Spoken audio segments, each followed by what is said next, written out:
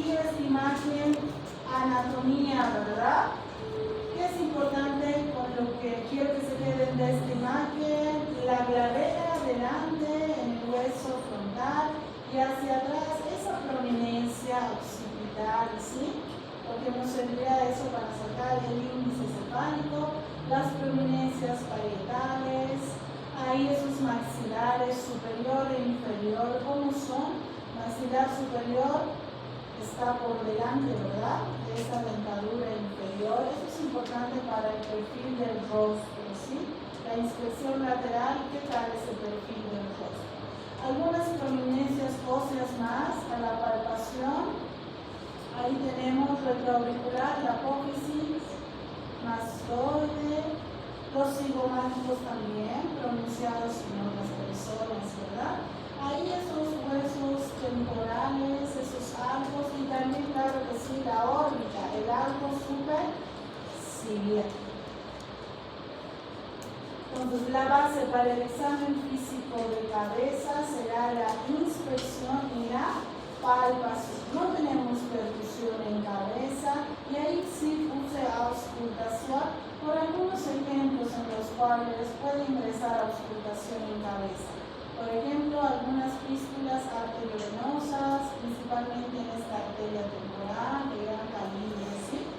Pero después, inspección y palpación.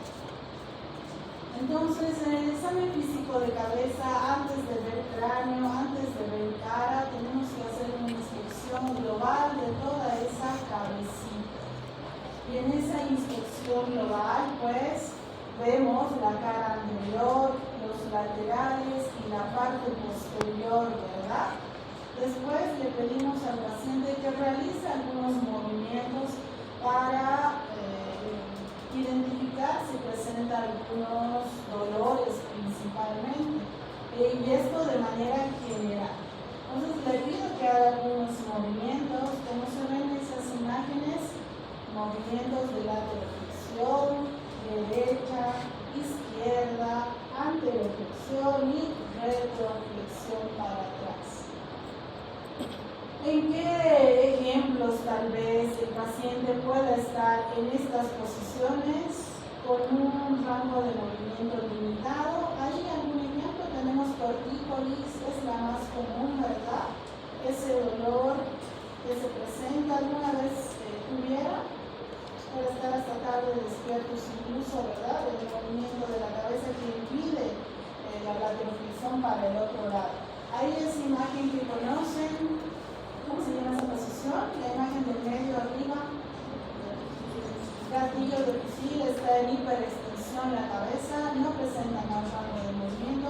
Y aquí un ejemplo de anteroflexión que sería que está hacia adelante y no tiene mucho rango de movimiento. Por ejemplo, una artrosis cervical podría ser en los adultos de la tercera edad, ¿sí? Entonces, inspección general, movimientos. ¿Para qué me doy esa vueltita alrededor del pacientito? Pues quiero ver ese perfil del rostro. Ahí abajito vemos el perfil del rostro. Un perfil recto, donde la frente y estos maxilares están casi simétricos. Después tenemos un perfil del rostro más cóncavo y otro más convexo, donde vemos la alteración principalmente, como les dije, en este hueso frontal, una frente olímpica, grande, aumentada de tamaño, algo protruida, o también ese maxilar, de igual manera, más protruido o más pequeño. Y si hablamos de ese maxilar, pues tenemos dos alteraciones ahí. Uno es prognatismo, grande, ¿verdad? Y ese perfil del rostro más cóncavo. Y el otro ahí arriba que se denomina retrognato, o carita en fase o en forma de ratón, se les dice. Presenta más o menos esas facciones, ¿sí? Y ahí, aparte de estas características ahora, en el perfil del rostro también está involucrado la nariz, ¿verdad? La forma de esa nariz, pero eso lo veremos más adelante. Aparte de ello también algunos movimientos de la cabeza. Antes de ingresar a hacer la palpación de cráneo y cara, ¿qué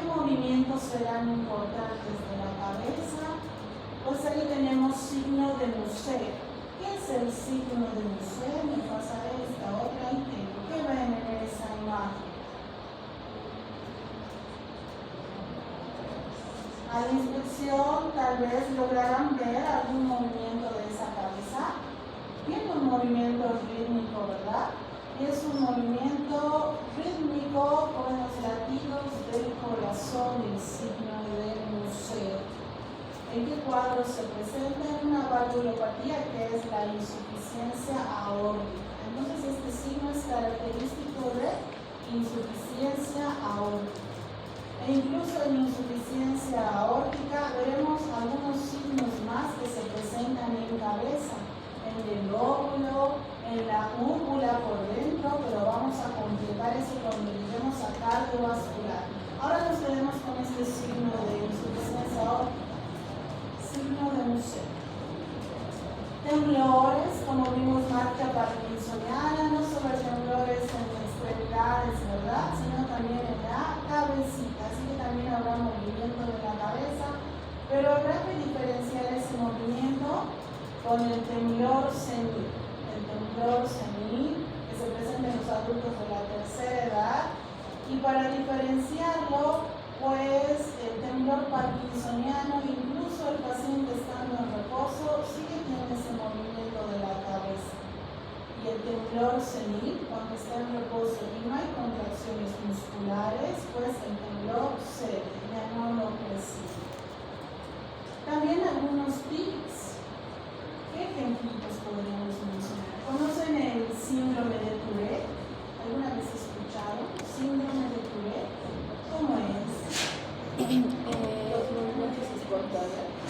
Movimientos, contracciones involuntarias, ¿verdad? Las facciones. Al mismo tiempo que tiene contracciones involuntarias, emite algunos ruidos, algunos sonidos, ¿sí? Son tics nerviosos que presentan estas personas.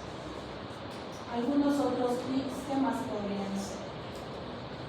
¿Será un tic eso que presentamos en el párpado? Les debió pasar cuando están con mucha tensión y esto sonó así, pam, pam, pam, y es la del párpado, sientes aquí, pam, pam, pam. ¿Les pasó alguna vez?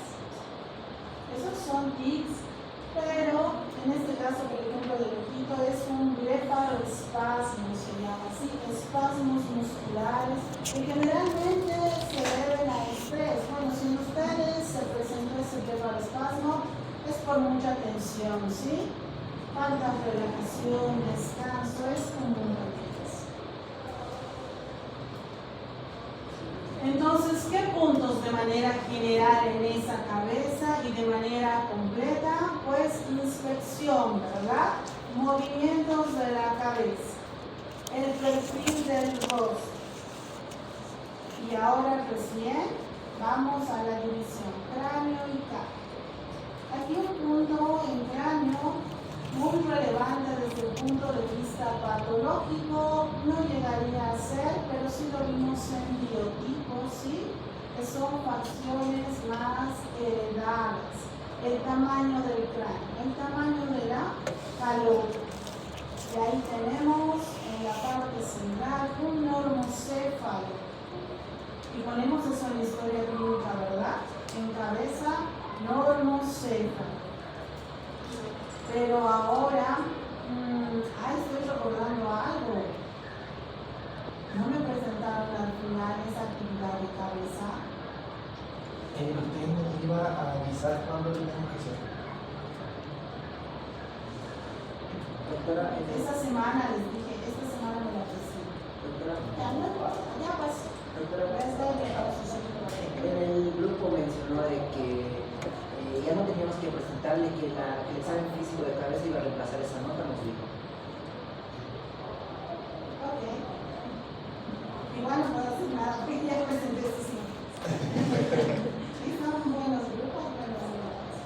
Bien, entonces, la forma de la calota, ¿sí? Entonces tenemos normocéfalo y ahí ese que se ve como más agrandado. ¿Qué nos importa aquí? El diámetro. El diámetro antero-posterior, lo que les dije anteriormente, de la glabela a la protuberancia occipital y estas prominencias parietales, Entonces, de acuerdo a eso, sacamos el diámetro, el perímetro, ¿sí? Cefálico.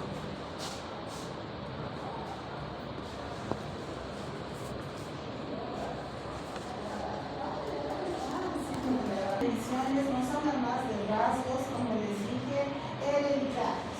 Lo que quiero que vean ahí es esta imagen, comparemos esta imagen normocéfalo. Aquí el aumento es de este diámetro lateral, ¿verdad? Parietales. Incluso otros toman el diámetro temporal. Incluso otros toman el diámetro, esto no está en el libro, ¿no? El diámetro de la mandíbula hacia esta prominencia occipital, para sacar más pasiones en cuanto a ámbitos culturales, ¿sí? Regiones que existen, formas que presentan rasgos genéticos, ¿verdad? Y a este cráneo se denomina braquicefalia, pluricefalia, y a este que es más alargado, el diámetro posterior, que incluso la fase es más alargada, es dolicocefalia. Aquí en el grupo, ¿quién será un braqui? Porque no en todos podemos poner en la historia clínica. Sé que no es un rasgo muy patológico que te da mucha información, pero yo veo que en todas las historias clínicas dice normocéfalo, cuando veo como que no es correcto. A ver aquí, ¿quién será un braqui? ¿O quién será un dólico? Creo que ahí tenemos un dólico. Tal vez, Luis. Dólicocéfalo, más alargado, ¿sí? Entonces, Luis, si veo en la historia normocéfalo, pues no, tiene un diámetro más alargado antero-posterior. Ese es el puntillo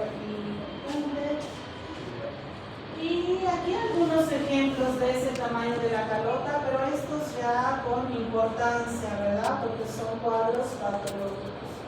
Arriba, dos minutos, microcefalia y macrocefalia.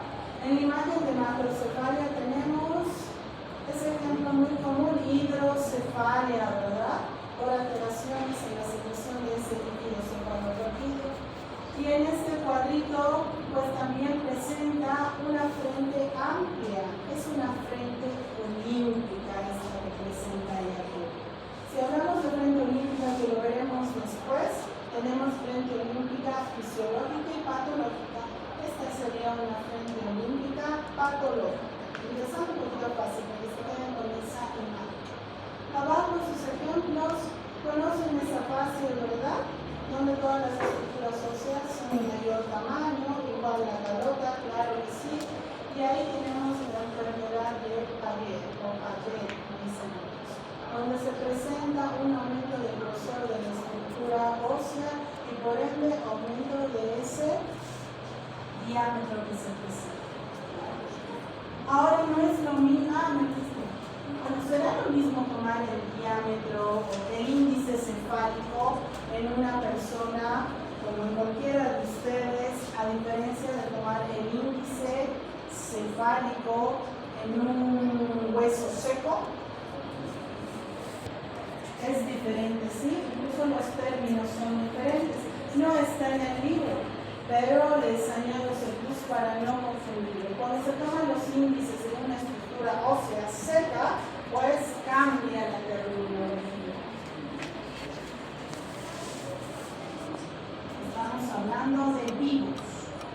¿Qué más? Entonces aquí en cráneo hay algunos ejemplos de lo que podemos encontrar. Principalmente, ¿qué?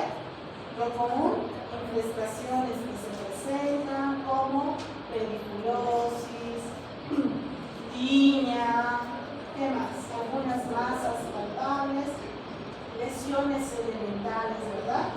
Lesiones elementales, primarias, secundarias, cicatrices, lipomas, tumores, quistes que pueden estar, y estos, si se presenta, pues tienen que estar bien descrito en la historia clínica.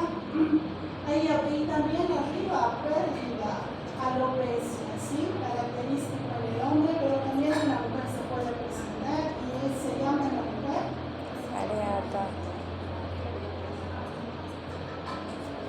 Areata, ¿verdad?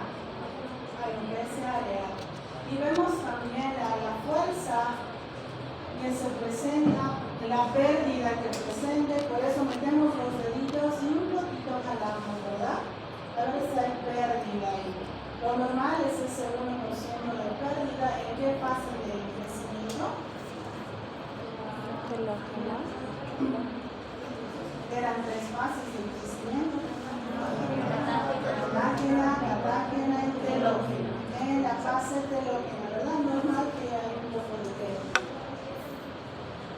Aquí un ejemplo de la auscultación que les dije en un aneurisma. Esto principalmente en la arteria temporal, ¿sí? Ese ejemplo que vemos antes de ingresar acá. Ahora en cara, sí, de manera ordenada, iniciamos con la frente. Y ahí tenemos esa frente olímpica, lo que les decía. Pero en esta pequeña es normal, ¿verdad? Es algo fisiológico. Generalmente en la etapa de crecimiento tienen esta prominencia frontal aumentada de tamaño. Así que, fisiológica y patológica. Ahora en las otras imágenes vemos los pliegues, inspeccionamos los pliegues de la frente. Eleven a ver sus cejitas todos y pálpense. ¿Se les forman los pliegues a ustedes? A mí sí, ya se me forman los pliegues. Pero estos son pliegues normales, ¿verdad? El entreceño, a ver, que no pensé, cruzan el entrecejo, cruzan. Ok, ¿por qué es importante esto? Uno, las del entrecejo, las facciones que dan al rostro, ¿sí? El entrecejo más las cejas dan esas facciones, armonizan el rostro. Incluso a la inspección me pueden indicar algo del estado emocional de esa persona. Por eso en fase depresiva se ve el entrecejo fruncido, ¿sí? Y el movimiento de las cejas también me dan una gran información. ¿Cuándo elevas las cejitas? O a ver, eleven solo una ceja, como cuando dudas de algo, como cuando algo no te parece o algo te molestó, elevas solo una ceja. A ver, eleven una cejita. ¿No puedes? ¿Cómo? Eleven una ceja. Eso, eleven una ceja, chicas. Entonces, si no tuviéramos cejas, ¿qué tal esa facción? Faltan mucho, ¿verdad? Las cejas armonizan y dan un poquito de marco al rostro. Por eso evaluamos si son simétricas o no, si están bien pobladas o no, pero sin pasarnos a cejita todavía, estábamos hablando de estos pliegues. Y aquí estos pliegues horizontales serán importantes en este imagen que se vea la inspección. Una parálisis, ¿verdad? Este pacientito se le está pidiendo que eleve las cejas, las está elevando, pero solo hay elevación de una, con pliegues solo en esta mitad, de este lado nada, porque no hay contracción de los músculos. Entonces por eso practicamos, aunque ven en el hospital le pide se eleve las cejas al paciente, no, ¿verdad? Es de acuerdo a la sospecha diagnóstica que tienes. Tendrá algún cuadro, tendrá una parálisis porque estas sintiendo en la cara, entonces eleve las cejas, ocluya bien los ojos, mande un beso, sople para ver esos rasgos de parálisis. Y por eso esto es importante. Y si lo hacen en gabinetes para que se queden con esa información de que enfrente también hay algo importante que valorar. Hay las cejitas, alopecia también en las cejas. Arriba tenemos una total y abajo una parcial, ¿verdad? Total, ¿en qué ejemplo sería? Que pierde todo. Porque abajo solo pierde la colita de la ceja. En alteraciones hormonales, tirotoxicosis, hipotiroidismo y también en una infección, sífilis, ¿verdad? Pero arriba, perder todo en cuadros de tratamiento de quimioterapia, ¿verdad? No solo hay pérdida aquí, sino también en otras áreas donde hay vello terminal. Entonces, hasta aquí vimos en carita, frente y cejas. Ahora de manera ordenada veremos el ojito, desde el párpado para arriba.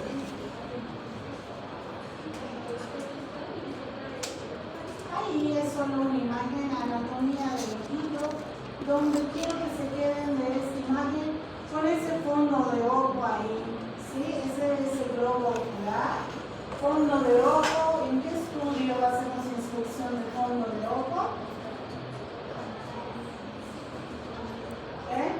Oftalmoscopía, ¿verdad? Lo que nos importa es ingresar por esa pupila y ver toda esa parte posterior que es la retina. Ahí también en esa imagen de abajo se ve la conjuntiva palpebral. ¿Cómo es la conjuntiva palpebral? Después ingresa al ojito y es la conjuntiva vulvar. Ahí hay otra imagen, pero les hago una pregunta para saber, pálpense su saquito lagrimal. ¿Dónde está el saco lagrimal? Pálpense todos. Chicas, Caro, saco lagrimal, ¿dónde está el saco lagrimal?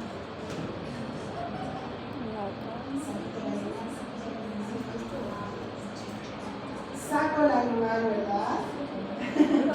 Aquí está el saco lagrimal, porque aquí no está la glándula lagrimal. Así que aquí está la glándula. Viene por esos conductos. Y aquí está el saquito lagrimal. Vamos entonces de afuera hacia adentro. Aquí esta que ya la conocen es dosis palpebral, caída del párpado. Podrá ser traumática, podrá ser alguna lesión del elevador del párpado superior, ese músculo, puede ser bilateral o único, como en esa imagen, ¿verdad? En fase miasténica vimos que generalmente es bilateral. Y al lado tenemos también una dosis palpebral, pero ahí dice síndrome de Bernard-Horner. Presenta algunas características de este síndrome de Bernard.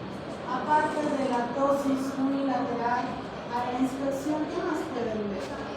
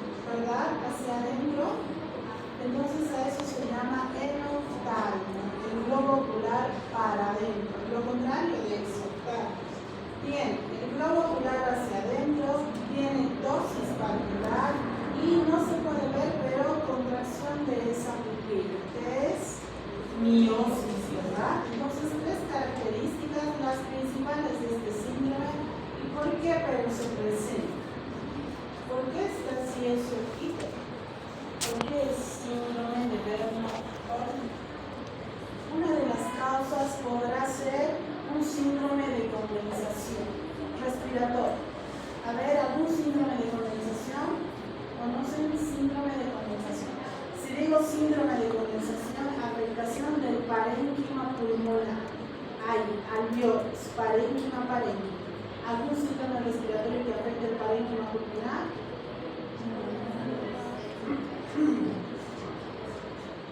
En el síndrome de condensación, el típico será neumonía, ¿sí? Neumonía. Pero en síndrome de condensación también tenemos tumores, masas que crecen en ese parénquima pulmonar. Y una de las causas para presentar este síndrome será ese, un tumor. ¿En qué parte del pulmón? Pues en lóbulos superiores. En estos ápices, en la parte superior, crece el tumor, aumenta de tamaño y va a presionar esta rama nerviosa que sale. ¿Cómo se llama? Acá. Toda esta rama nerviosa, un paquete entero. El plexo braquial, ¿verdad? Entonces presiona el plexo braquial. Es estimulación nerviosa. Lo veremos en síndrome de condensación también, síndrome de Bernard-Horner. Esta otra imagen la vimos ya en fase dematosa, ¿verdad? El edema, que puede ser unilateral, bilateral. Ahí tenemos el signo de Romagna. Cuando es bilateral, ¿qué pienso? ¿Qué sospecho? Afección, dijimos, renal, ¿verdad? Renal. Que no presenta goder a la presión, es una característica. Se acumula líquido ahí por el tejido conjuntivo laxo. Algo antes de ingresar a conjuntivas, este otro signo que yo solo conozco, ¿verdad? Es el signo de Mapache. Esos ojitos que se presentan. Una equimosis periorbital alrededor del ojito.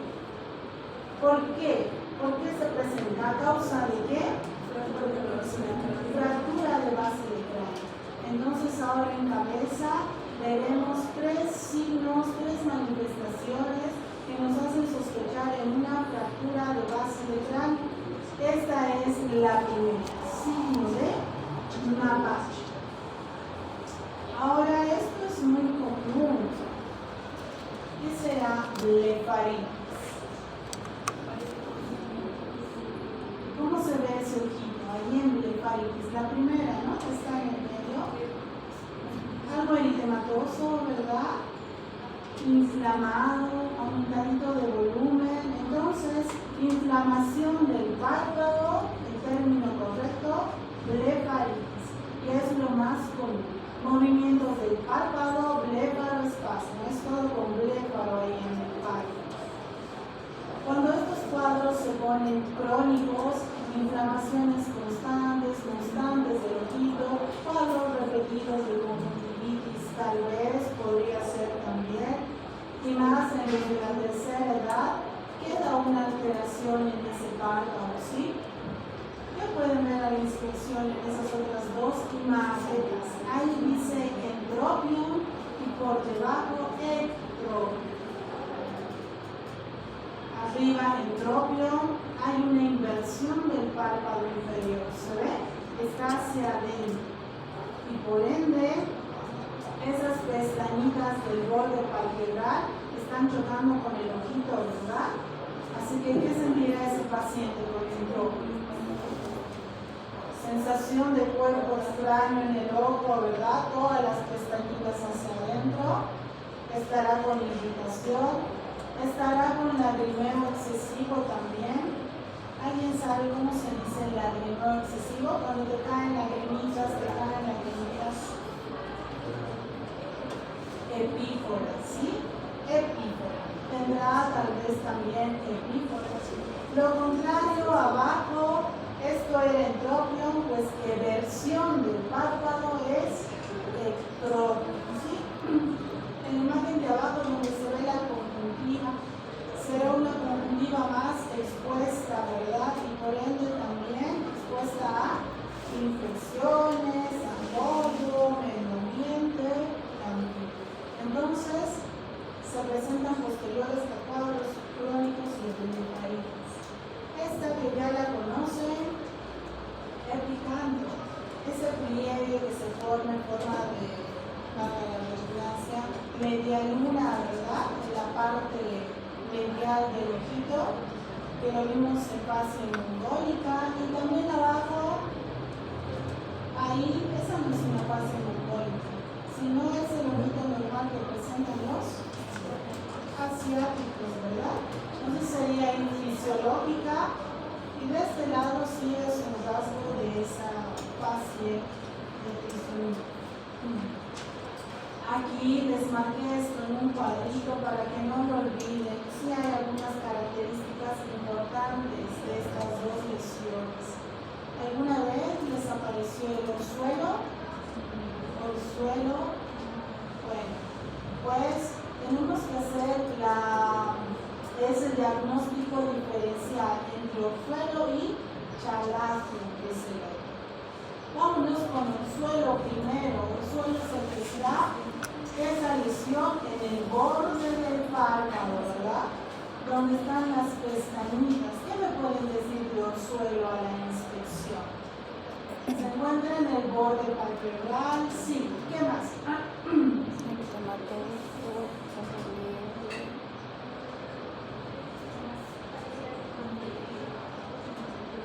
Pareciera que contiene mus, dice que claro.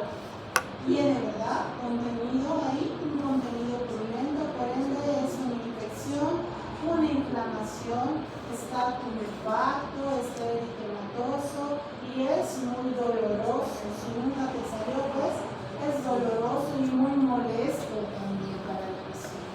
¿En qué glándulas se presenta? Tenemos dos glándulas a este nivel. Unas que están en el borde, que son las glándulas de Face y Mole, ¿sí? Entonces la infección se da a nivel de esas glándulas. Y para el otro lado, pues la infección se da en estas glándulas que están en la cara anterior del párpado, que lubrican el párpado para que las podamos mover nosotros. Y a veces está brillosita esta parte, ¿verdad?, del párpado, pues la secreción de esas glándulas, y son las glándulas de Meibomian. Entonces, Chalazion en glándulas de Meibomian generalmente no está en el borde palpebral, sino en la cara anterior del párpado, como se ve en esa imagen.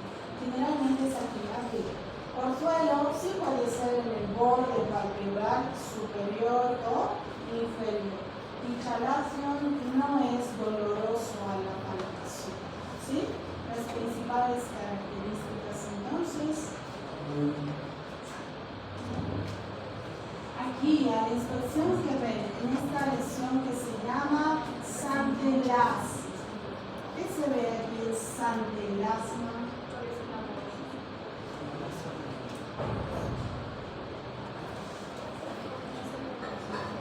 Hay una acumulación, ¿verdad?, de placas amarillas, de grasa en el párpado superior generalmente, ¿sí? Entonces son lesiones elementales primarias. ¿En qué pacientes se presentará esta acumulación de grasa? Con alteraciones dislipidémicas, ¿verdad?, triglicéridos, aunque no siempre, no en el 100% de los casos. De igual manera en medicina casi nada es absoluto, ¿verdad? Casi nada ingresa al 100% de los casos. En medicina siempre hay un porcentaje mínimo, excepto que sea algo patognomónico. ¿Qué es patognomónico? Propio de eso, ¿verdad? Después casi nada es absoluto. Ya vimos párpado, todo esto fue párpado. Ahora ingresemos un poquito en ese globo ocular, de manera ordenada, de afuera hacia adentro. Esto que ya conocen, las otras también les mencioné, exophthalmos y enophthalmos, protruido hacia afuera, saltón, como hipertiroidismo, que lo conocen, pero en este caso arriba sí es hipertiroidismo, pero abajito la imagen del medio es un exophthalmo unilateral. ¿Cuál podría ser un ejemplo? Una causa, ¿verdad?, de exophthalmo unilateral. Solo un ojito protruido hacia arriba. Tal vez una masa que crece ahí atrás, que está empujando el globo ocular. Un tumor, ¿verdad? Un tumor unilateral. Aquí seguimos el ojito, el globito, esa desviación, aunque aquí falta una imagen. Si hablamos de desviación de ese eje de la visión, tenemos estrabismo. Pero dependiendo hacia qué lado es la desviación, tenemos 4 tipos de estrabismo. Ahí nos falta una imagen.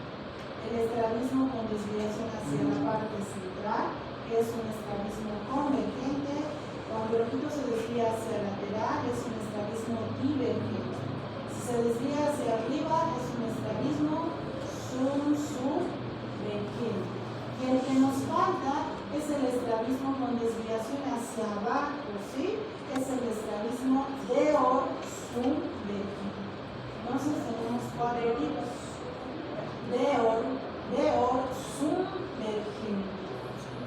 Dependiendo del grado de estos estrabismos que se presentan, también puede haber una visión doble imagen. A eso se llama, ¿cómo se dice visión doble? Diplopía, ¿sí? Diplopía, visión doble, uno por cuadros de estrabismo. Ahora sí, ingresamos, vemos ahora estas conjuntivas. ¿Qué pueden ver ahí en esas imágenes en la parte superior? Pues uno cambia la coloración de esa conjuntiva, ¿verdad?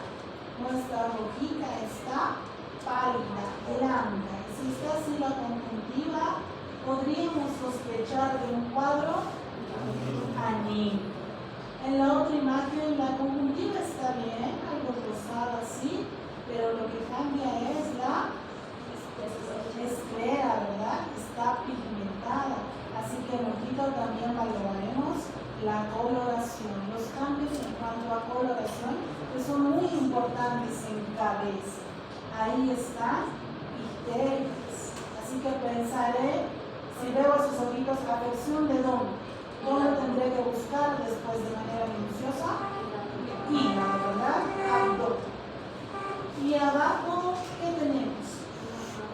Sangre, hemorragia, ¿verdad? Puede ser porque traumatismo, golpe, ruptura de algún vasito como en un cuadro de hipertensión tal vez, ingresando ya a una urgencia hipertensiva muy elevada, ruptura de esos vasos. Esto es muy común. Y a esto se llama hemorragia subconjuntival, ¿sí? Hemorragia subconjuntival, en este caso del ojito izquierdo. Así tendrá que estar descrito en la historia clínica. Derecho o izquierdo, siempre.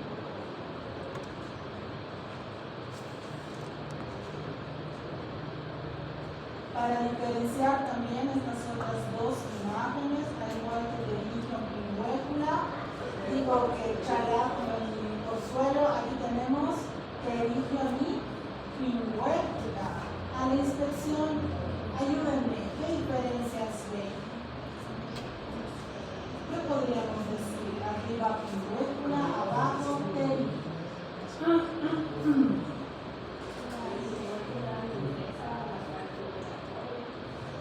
Ok, la pingüécula se limita, dice, y no está ingresando como la otra imagen de abajo a la córnea. Correcto. Arriba pingüécula no llega a afectar la visión, ¿sí? Porque no llega a la córnea. Cuando llega a la córnea perigio, pues sí hay alteración de la visión, también la coloración que presentan. Arriba pingüécula se ve, ¿verdad? Algo amarillenta, transparente, y abajo más vascularizada, un triángulo, ambos son como una masa triangular que va desde el borde palpebral hacia arriba, hacia la córnea perigio. Y, ¿qué más les quería comentar? ¿Cuál será más peligroso, es decir, que pone en riesgo? Perigio, ¿verdad? Pingüécula se quedan con eso en el ojo muchísimo tiempo y no hacen nada, aunque se siente como un cuerpo extraño, pero el que es más incómodo, molesto, es perigio. Es lo que llaman carnosidad, eso les quería comentar. Lo que dicen carnosidad, bueno, eso es un perigio. Entonces, coloración, afectación son las principales diferencias a saber de pingüécula y perigio. Aquí, ¿qué vemos? Ahí arriba una imagen que tal vez ya la conocen, la vimos en estado de sobrehidratación, en impresión general. Un edema por aumento del líquido, un edema de la conjuntiva vulvar. Se ve arriba como una rosita de agüita en ese ojo, que no es una lágrima, a diferencia de la imagen del medio. Eso se denomina quemosis, edema de la conjuntiva. Y ahí ese aumento en la producción de lagrimitas, ¿verdad? Lo que dijeron anteriormente, epífise. que tenemos conjuntivitis. ¿Les dio conjuntivitis alguna vez? Esa sí les dio, estoy segura, al menos una vez. ¿No? ¿Nunca? ¿Qué se siente a ver a los que les dio conjuntivitis? Hay mucho comezón, ¿verdad? Prurito, te pica, te molesta. Hay inflamación, ¿cómo se ve en el párpado? ¿Cómo se dice inflamación en el párpado? Blefaritis también. Tiene secreciones, lagrimitas, presenta epífora también. Es el cuadro más común que se presenta, ¿sí? Cuadros de conjuntivitis con esas características: epífora, blefaritis y qué más, aunque no se ve bien en esa imagen, pero en cuadros de conjuntivitis, secreción purulenta, ¿verdad? ¿Cómo se dice? Lagañas, ¿sí? Está con lagañas, el ojo está tapado, amaneció con lagañas en todo su ojo, no puede abrir, y las mamás o los demás se ponen bolsitas de manzanilla, limpian eso, ¿sí? Secreción purulenta, porque es un cuadro infeccioso. No sé si te digo en el examen características o manifestaciones de un cuadro de conjuntivitis. ¿Qué pondrás? Puede haber prurito, ¿verdad? Perfecto. Puede haber inflamación, blefaritis, puede haber epífora, secreción purulenta. Lo contrario de epífora, ¿qué será? Seroftalmia, ¿verdad? No hay muchas lagrimitas ahí que impliquen ese ojito, por ende ese ojito estará irritado, seco, ¿verdad? Abajo, lagrimitas con sangre, en cuadros infecciosos crónicos se puede presentar, incluso en cuadros de inflamación del saco lagrimal. A esto se llama hematolacria.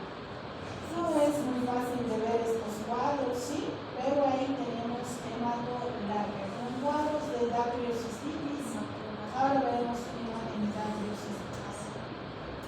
Ahora sí, vimos esas escleras, todo bien, seguimos ingresando más y más. Ahora veremos la córnea. ¿Qué ven en esas imágenes de la córnea? Arriba, arco senil. Por debajo del arco senil, anillo de Kaiser-Flesch.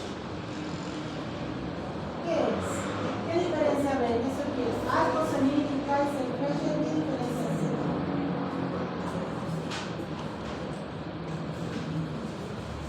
La córnea. Si te digo la córnea, pues ese aro que se está formando, ¿verdad?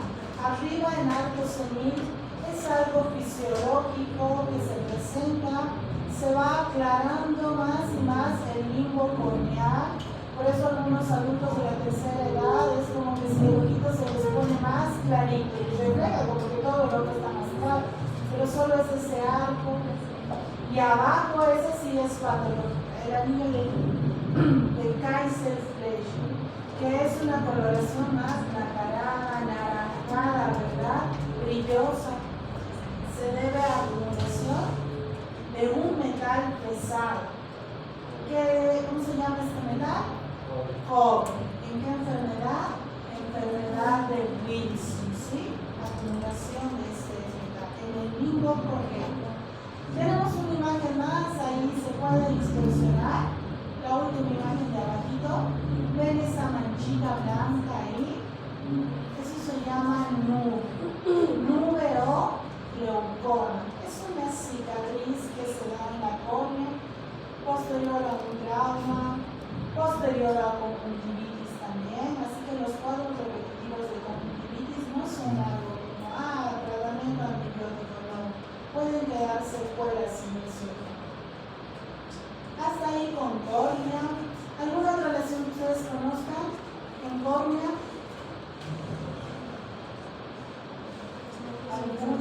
¿Algún cuadro con afectación de la córnea? ¿Un cuadros disipidémicos? ¿Escucharon alguna vez queratocono? Sí. El queratocono se está poniendo como algo común, ¿sí? en personas jóvenes, tengo que ir a tocar, y lo menciono, no está en el libro, pero sí los utilizan principalmente lentecitos, ¿sí? Cuando ese lente está muy fresquito, la medida está elevada, en ellos principalmente, ya conozco a unos 5 o 6 chicos de aquí de la torre, que y si lo ves de lateral, se nota esa córnea que está más convexa, ida hacia adelante. A ver si revisan esa imagen. Aquí esto que les comentaba, el saco lagrimal, ¿verdad? Acá está el saco lagrimal. Cuando este se inflama, estamos hablando del cuadro de dactiocistitis. A la inspección, como se ve, puede ser unilateral, bilateral, pero está tumefacto, eritematoso, con secreción purulenta, incluso en este caso, ¿verdad? Y es muy doloroso.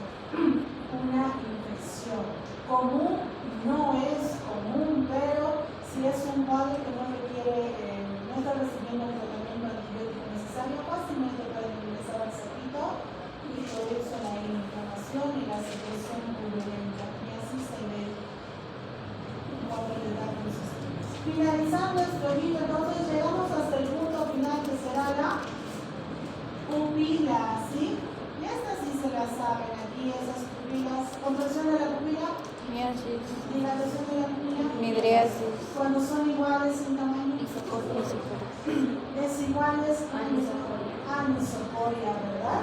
Y para finalizar aún más esto, después de ver esa pupila y el reflejo que tienen para la estimulación con la luz, ¿cómo finalizamos? ¿Más experimento? Atravesando esa pupila con el fondo de ojo, ¿verdad? Utilizando el oftalmoscopio. Oftalmoscopia. La imagen que les mostré al inicio es el fondo de ojo, el globo ocular, que es la retina, ¿sí? Entonces veremos la retina. Hasta aquí vimos este ojito y es así como tiene que estar descrito y redactado en la historia clínica, ¿sí? El ojo, 2 puntos, poner directamente, ¿qué ponen a ver, ojito? Ponen directamente el examen físico de lo que hacen con la linternita, el reflejo que presenta. Casi en todas las historias está así. ¿Qué ponen? Pupilas isocóricas, fotorreactivas, ¿verdad? Pero antes de eso, la pupila es como el último punto. Si vamos en orden, pues tenemos que iniciar párpado. Digamos, en tu compañera aquí, inspección a Amy, veo que tiene un movimiento normal del párpado, no hay lesiones cerebrales, no tiene dosis palpebral, entonces pondré párpado mo. Con veré sus conjuntivas rosadas húmedas. Después, sus escleras, ¿verdad? En Amy no hay nada ahí. Escleras limpias, sigo ingresando, si hay algo en la córnea, describiré. En los adultos de la tercera edad, ustedes lo ven todo el tiempo, más en la consulta pondré arco senil. Después, recién al final, pupilas isocóricas, fotorreactivas. Ok. Y finalizando, para ponerle punto final a eso, que casi en consulta general no se ve, pues, oftalmoscopia, ¿sí? Y con eso sería una evaluación completa de ese ojito.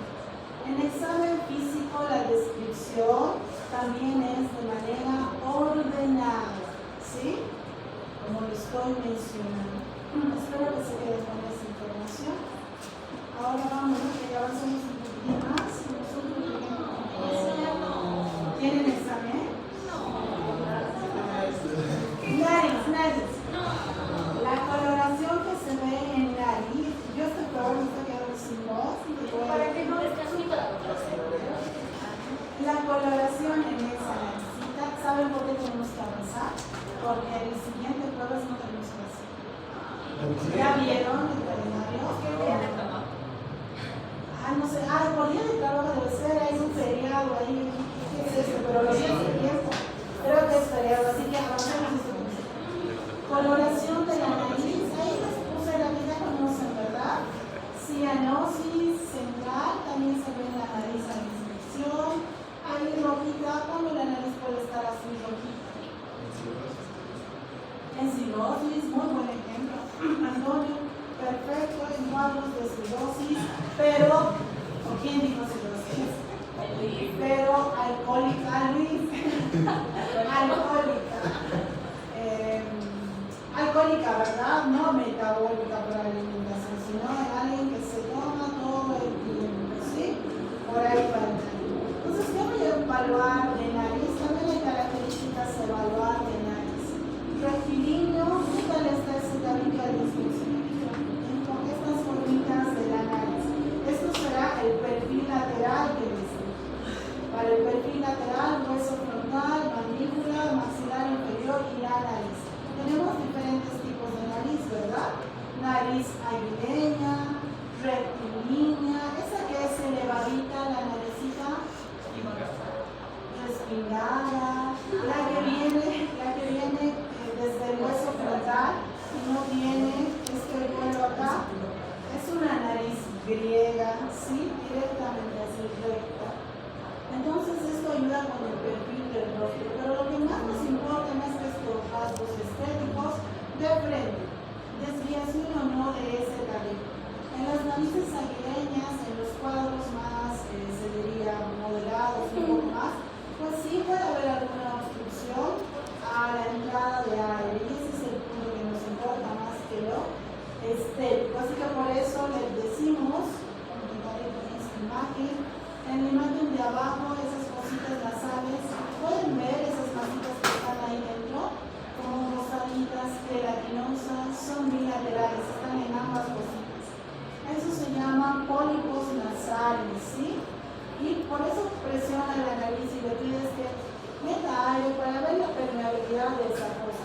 Tal vez a la inspección no se ve desviación del tabique, pero tal vez por dentro sí, o los cornetes también. O puede tener estas masitas y no lo son. Así que permeabilidad de las cositas nasales. Ahí arriba esa nariz está rojita, pero está aumentada de tamaño, ¿verdad? ¿Qué más puede ver a la inspección? Está crecidita, se llama también nariz en fresa, y ahí está, como está en el libro, que es rino. ¿Qué dice? ¿Por qué se presenta así la nariz? Esto se ve mucho, quizás en inspeccionar en la calle, todas las cabezas, marcha, todo, puedes encontrar estas narices. Es común los cuadros de rosácea, ¿verdad? Así que puede ser secundario a cuadros de rosácea, por ejemplo, donde se presenta una hiperplasia de estas glándulas sebáceas de la nariz y es dominante para el varón.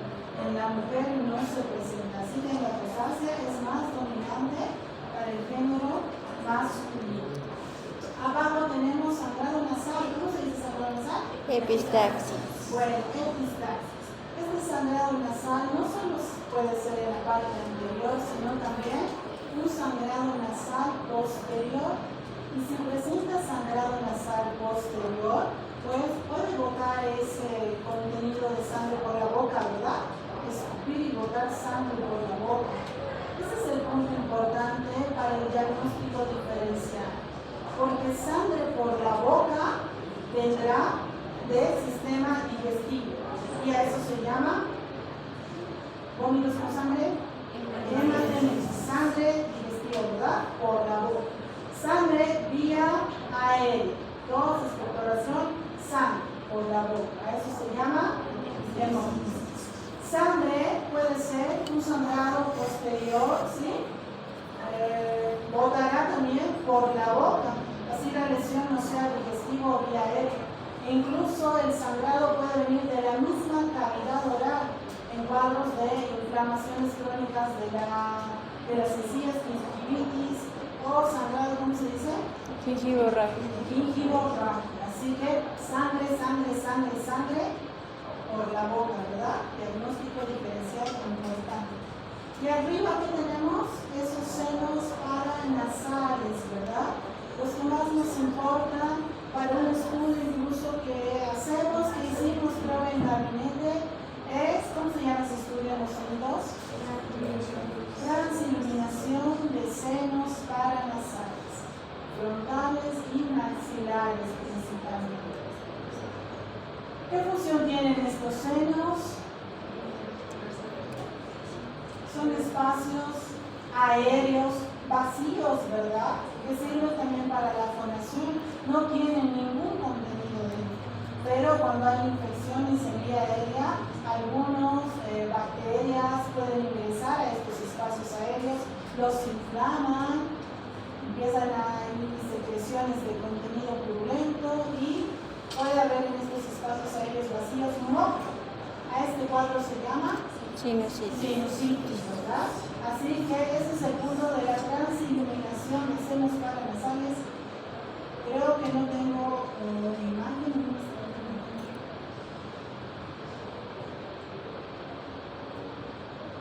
Acá. Transiluminación de senos paranasales, ¿sí? Los que vuelvan conmigo al gabinete, ya casi no avanzo cabeza, me voy a tórax cardiovascular. Tal vez vea o no con ustedes, no lo sé. Tal vez si hasta ahora no lo vieron, les tenga que dar una clasecita para que lo vean. Pero ponemos la linternita en un ambiente oscuro, ¿verdad? Debajo del arco superciliar, aquí a nivel mandibular, e inspeccionamos el espacio aéreo que se queda. Si está lleno de moco, pues el moco denso va a absorber la luz y no se va a ver la manchita ahí toda rojita del espacio hueco. Si no, se va a ver esa masa densa oscura, ¿sí? Si lo hacemos en maxilares, pues abre la boquita y veremos eso en paladar. ¿Cómo completamos estos senitos? Pues palpando también. Hacemos entonces palpación, ¿sí? En la parte superior, a nivel de los maxilares. Si hay inflamación y tiene manifestaciones, ¿cuáles serán las manifestaciones del cuadro de sinusitis? Cefalia intensa, ¿verdad? Incluso por la garganta, tiene que mover la cabeza, puede estar con alzas térmicas, secreción de moco, que puede ser incluso purulento, crónico, malestar general. Así que, como son espacios aéreos que ahora están con moco, tú presionas y duele. También puedes presionar la cabecita en su totalidad, lateral, y ¡pam! Presionas la cabeza. Y tal vez si no sea necesario, si haces una buena inspección, palpación, una plaquita de rayos X, ¿verdad? Y te ahorras esa placa de rayos X o esos rayos en el paciente. Bien, creo que con ustedes hasta acá llegamos. Bien, chicos, nos vemos.